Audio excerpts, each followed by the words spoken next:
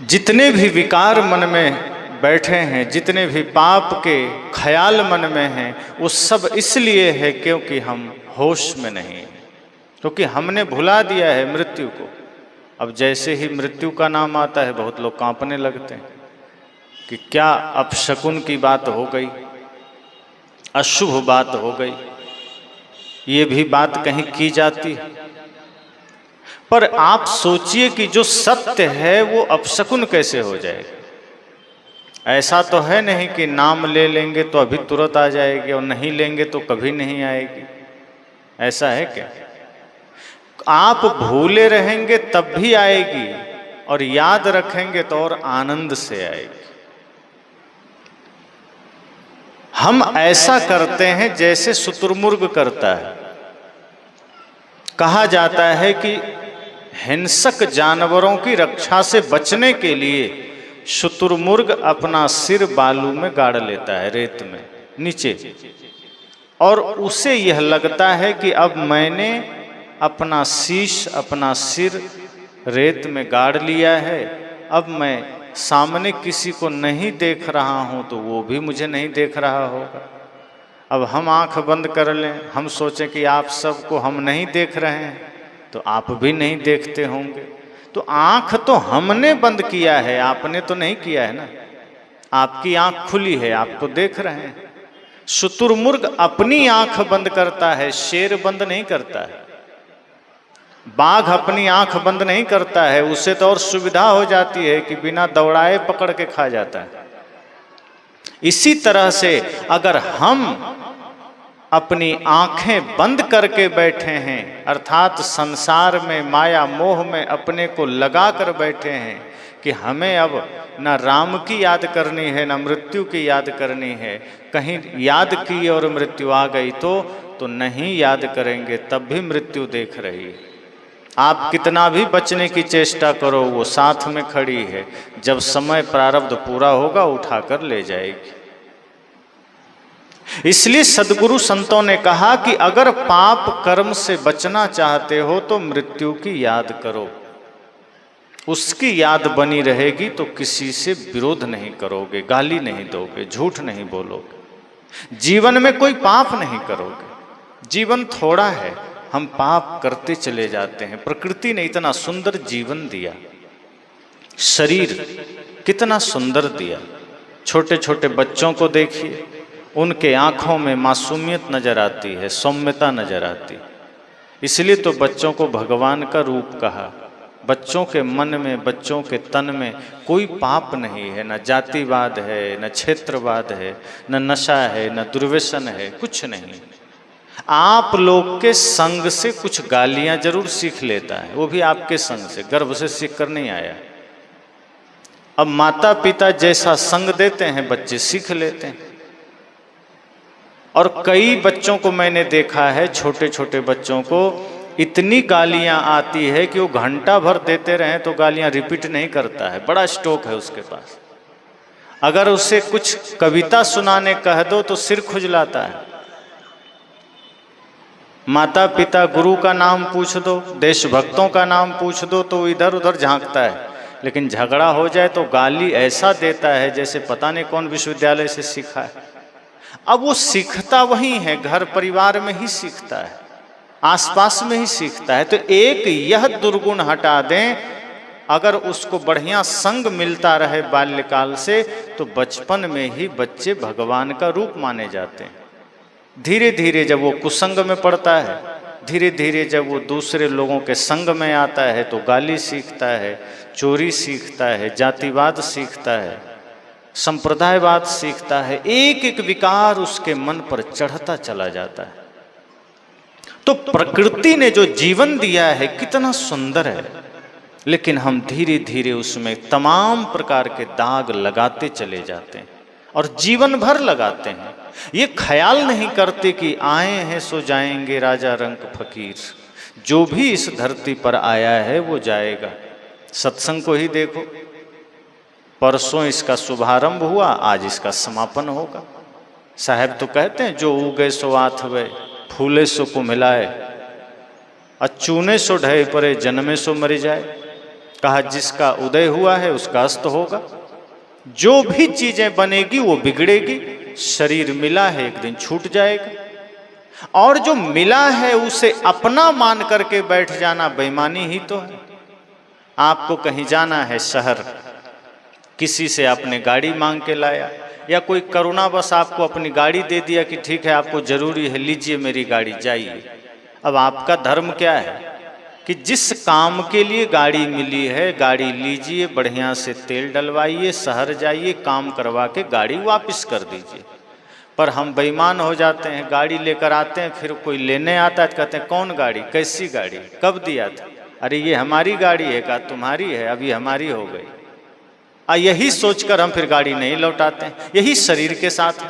फिर बाद में जिसकी गाड़ी है पुलिस को लेकर आता है, उठा ले जाता है, इज्जत भी जाती है, दोबारा कभी गाड़ी देता भी नहीं है। यही हम करते हैं। प्रकृति ने शरीर दिया किराए का कि लो इससे तुम मुक्ति का काम करो, भक्ति का काम करो, परमार्थ करो, दान करो, पाप मत करना, और फिर समय आएगा तो इसका त्याग भी कर देना, वापिस भी कर देना, रखना मत, और रख भी नहीं पाओगे। लेकिन हम क्या कहते हैं, ना हमें तो यहीं रहना है। बुढ़ापा आ जाती है, आदमी कहता है नहीं नहीं हमें तो यहीं रहना है। एक आदमी परिवार से थोड़ा सा परेशान हुआ तो भगवान को याद करने लगा कि हे प्रभु, हे राम, हमको उठा लो, बुला लो अपने पास। राम जी ने सोचा ये आदमी रोज सुबह उठता है, हमको याद करता है, भगवान उठा लो, चलो आज चलते हैं। तो आ गए सच में राम जी, कहे चलो जी समय हो गया। कहा कौन? कहा रोज सुबह याद करते हो कि प्रभु हमें उठा लो, हम आ गए। कहा आप सच में आ गए, हम तो ऐसे ही बोल देते थे, आप सीरियस में ले लिए। राम जी ने कहा तुम मजाक करते हो, अब तो चलना पड़ेगा। कहा प्रभु हमें तो दुख होता था, बच्चे से, परिवार से, कष्ट में हमने कह दिया प्रभु उठा लो, जाना कौन चाहता है। राम जी ने कहा अब तो जाना पड़ेगा। कहा अच्छा थोड़ा समय दे दो, पोता का मुंह नहीं देखा हूँ, एक बार पोता हो जाए फिर आ जाना लेने। सोचा राम जी मानेंगे नहीं, चलो कुछ टाल दें। अब पोते का जन्म हुआ, राम जी देख रहे थे, तुरंत पहुँच गए। कहे अब चलो। कहे आप तो मेरे ही पीछे पड़ गए, दुनिया में इतने लोग हैं और के पास जाइए, एक बार नाम क्या ले दिया, आप तो पीछे ही पड़ गए। अरे पोता का जन्म हुआ है, अभी कैसे चल दें, थोड़ा बड़ा होने दीजिए, अब इसकी भी शादी हो जाए फिर चलेंगे। राम जी ने कहा चलो एक मौका तुमको दे देते हैं। पोता भी बड़ा हुआ, शादी भी हो गई। राम जी फिर आ गए, कहे अब चलोगे कि नहीं, अब तो तुम बिस्तर से उठ भी नहीं पाते हो, अब तो अवस्था भी ढल गई है, चलो। उसने कहा प्रभु लगता है नहा धो के मेरे पीछे पड़ गए, हम नहीं जाना चाहते, जाइए, आज के बाद आपका नामे नहीं लेंगे, जाइए। राम जी ने कहा मैं तो चला जाऊंगा, लेकिन पीछे से यमदूत आ रहा है, तेरा समय पूरा हो गया, तू भले ही ना जाना चाहे लेकिन तुझे जाना तो पड़ेगा। जिंदगी ये किराए का घर है, एक ना एक दिन निकलना पड़ेगा। मौत जब तुमको आवाज देगी घर से बाहर निकलना पड़ेगा। तुम चाहे जितना कोशिश कर लो, जितना जोर लगा लो, राम खाली लौट सकता है पर मौत खाली नहीं लौटेगी, क्योंकि राम दयालु हैं, छोड़ के चल दिए। लेकिन मृत्यु के सामने साधु हो, चोर हो, राजा हो, फकीर हो, सब बराबर है। उसके नजर में ये महत्व तो नहीं रखता कि ये आदमी धर्मात्मा है कि दुष्टात्मा है, उसके नजर में सिर्फ वो शरीर है और उसका हरण करके मृत्यु लेके चल देती है। इसलिए बुद्ध को भी 80 वर्ष की अवस्था में धरती से जाना पड़ा, राम जी को भी जाना पड़ा, कृष्ण जी को भी जाना पड़ा, सदगुरु कबीर को भी जाना पड़ा। देह नश्वर है, इसका त्याग जो भी शरीर धरता है करना पड़ता है। सदगुरु कबीर ने ही कहा है, जो जो जन्म लिए वसुधा पर एक दिन सब ही मरे। इस सदगुरु कबीर का वचन है कि जो कोई भी धरती पर आएगा, जो भी मनुष्य शरीर को धरेगा, उसको धरती छोड़कर जाना है। तो सबसे बड़ी समस्या यह है कि आदमी जीवन भर इस शरीर को अपना घर समझकर कब्जा जमा लेता, जबरदस्ती का। जैसे दूसरे के जमीन पर कोई कब्जा कर ले, हमने वही तो किया है। शरीर अपना है क्या? अपना नहीं है। अगर अपना होता ना तो ये आपके अनुसार चलता। आपके ना चाहते हुए बाल सफेद हो रहे हैं, आपका बस चलता है? आपके ना चाहते हुए दांत टूट रहे हैं, कौन चाहता है दांत टूटे? अगर आपकी वस्तु होती तो आपके अनुसार ये चलता। ये प्रकृति का दिया हुआ है, इसलिए आपका कोई वश इस पर नहीं चलता है। भले ही हम जबरदस्ती करें, भले ही हम जोर जबरदस्ती के साथ शरीर को अपना माने, लेकिन ये अपना है नहीं। समय के साथ बाल सफेद हो जाएंगे, हो रहे हैं। अब तो छोटे छोटे अवस्थाओं में बाल सफेद हो रहे हैं। झुर्रियां पड़ जाएगी शरीर में, दांत टूट जाएंगे, पैर कांपने लगेंगे, हाथ कांपने लगेंगे, आंखों की रोशनी कम हो जाएगी, कानों से सुनना कम हो जाएगा। अपना जोर अगर इस पर होता, अपना शरीर होता तो इतना नहीं होता। आप जैसा चाहते वैसा होता, पर आपका नहीं है, इसलिए ये परिवर्तित हो रहा है। पर आदमी है चालाक, जैसे ही बाल सफेद होता है तुरंत काला करवा लेता है, ताकि मृत्यु को धोखा हो जाए, कभी ये जवान है इसको छोड़ देते हैं। हम मृत्यु को भी धोखा देते हैं बाल काला करवा के, पर मृत्यु को पता है कि ये जबरदस्ती का काला कराया गया है। ये जवान है नहीं, है बूढ़ा ही, भीतर से बूढ़ा है, बाहर से जवान बन गया है। आंखों की रोशनी कम हुई, चश्मा लगा ली, पर मृत्यु को वो भी पता है कि बाहर से चश्मा लगा है। कानों से सुनाई देना कम हुआ, मशीन लगा ली, मृत्यु को ये भी पता है। सच तो ये है कि मृत्यु अलग है ही नहीं। हम सब सोचते हैं ना कभी अलग है, कहीं और से आएगी, ऐसा नहीं है। मृत्यु साथ में है, वो साथ चलती है। जिस दिन शरीर में आपका आना हुआ, इस धरती पर आप कदम रखे, मृत्यु वहीं से साथ हो गई। और ये भी ध्यान रखना कि कोई आदमी अचानक नहीं मरता है, कि अचानक 50 साल का आदमी गुजर गया, 100 साल का आदमी गुजर गया, 20 साल का आदमी गुजर गया, कि 2 साल का आदमी, अचानक कोई नहीं मरता। जन्म लेते ही मृत्यु शुरू हो जाती है। एक एक पल आदमी मरता है, एक एक दिन मरता है, एक एक क्षण वो क्षीण हो रहा है। बस अंतर इतना है कि हम उस एक एक पल की मृत्यु को देख नहीं पाते। दिखाई कब पड़ता है? जब अचानक पूर्ण रूप से प्राण निकल जाता है, तब हमें दिख जाता है कि अब ये पूरा विराम हो गया, और इसलिए हमें दुख होता है। और संत कहते हैं कि धर्म यह सिखाता है कि आप एक एक क्षण के परिवर्तन को देखना शुरू कर दो, एक एक क्षण की मृत्यु को देखना शुरू कर दो। डर नहीं होगा, क्योंकि तब आप जान लोगे कि आपका कुछ नहीं हो रहा, जो तन आपका है ही नहीं, उसी का नाश हो रहा है। आप जैसे नए कपड़े खरीदें और बक्से में रख दें, अलमारी में, पेटी में, कभी ना पहने उसे, और 10-15 साल बाद उसे निकालें तो वैसा रहेगा वो। आप ऐसे खींचिएगा तो दोनों अलग अलग हाथ में आ जाएगा। पहना नहीं गया है, प्रयोग नहीं हुआ है, लेकिन वो रखे रखे वो नाश हो गया।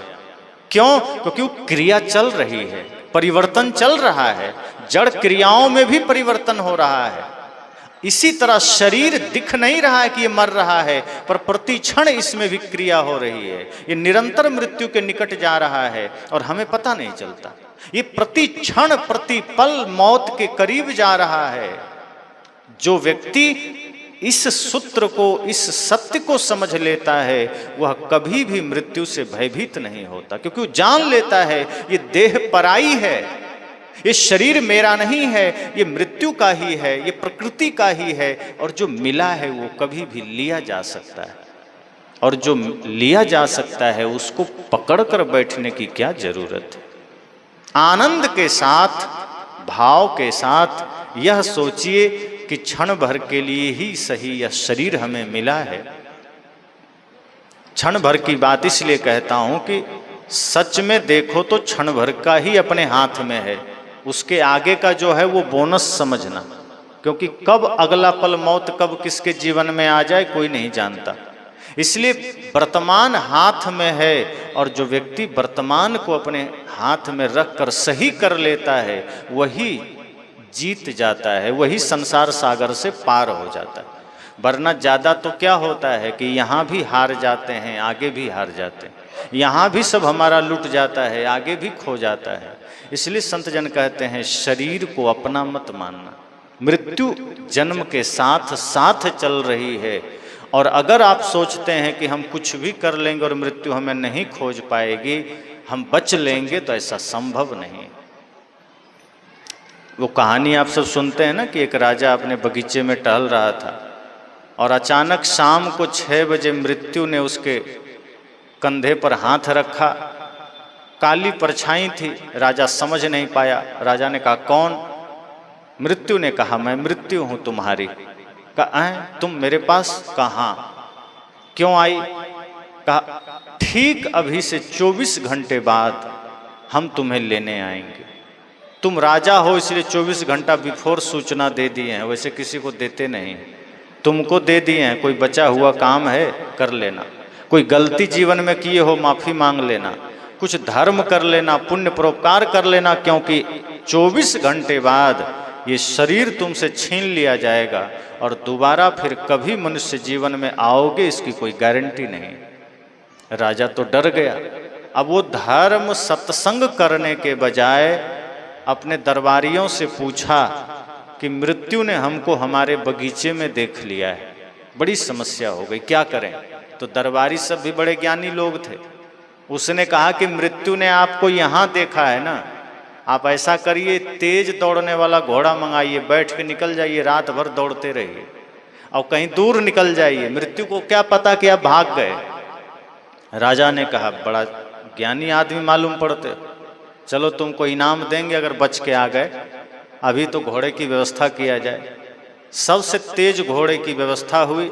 जलपान लाद करके घोड़ा पर राजा सवार हुआ। घोड़ा भी बहुत तेज था।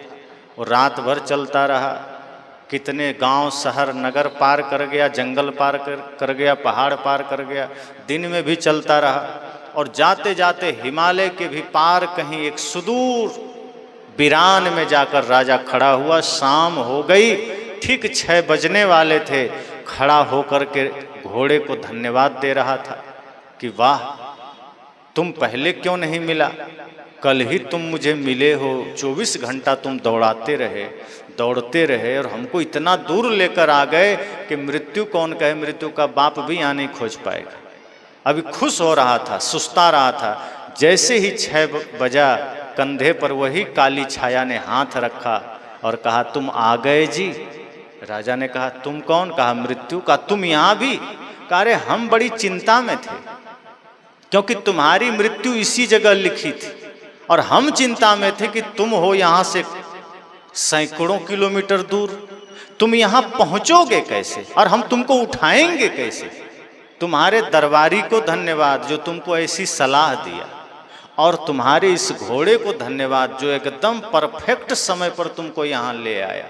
वाह हमारा काम पूरा हो गया। और राजा को उठा ले गया। मृत्यु ने कहा कि धन्यवाद तुम्हारे घोड़े को जो तुम्हें समय पर ले आया। जगह कोई भी हो, व्यक्ति किसी न किसी भांति समय पर पहुंच जाता है। हम जिससे बचकर भागने की सोचते हैं वही जगह हमारी मृत्यु का कारण बन जाता है।